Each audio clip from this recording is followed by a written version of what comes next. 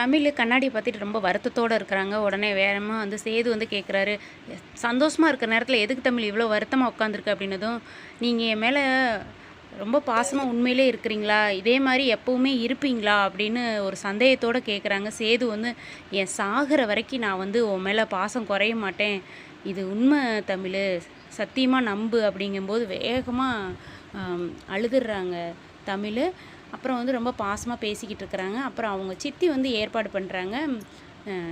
சேதுவும் தமிழும் வந்து கோயிலுக்கு வராங்க. வர்ற வழியிலே வந்து அவங்கள தீர்த்து கட்டிடு அப்படின்னு சொல்லி பேசுகிறாங்க. காரில் டர்ன் திரும்புகிறப்ப லாரியை வச்சு மோத விட்டுறாங்க அப்படின்னு நம்ம நினச்சோங்க. இல்லைங்க, கீழே ஒரு ஆள் படுத்துட்டு வலிப்பு வர்ற மாதிரி பண்ணையும் சேது இறங்கி போய் என்னன்னு பார்ப்பாரு. டக்குன்னு பின்னாடி வெளியே டக்குன்னு அடித்து சேதுவை கீழே தள்ளி விட்டுட்டு தமிழை வந்து கடத்திட்டு போயிடுவாங்கங்க. இப்படி தாங்க சீன் வந்திருக்குது. நீங்கள் என்ன நினைக்கிறீங்கன்னு கீழே கமெண்டில் சொல்லுங்கள்.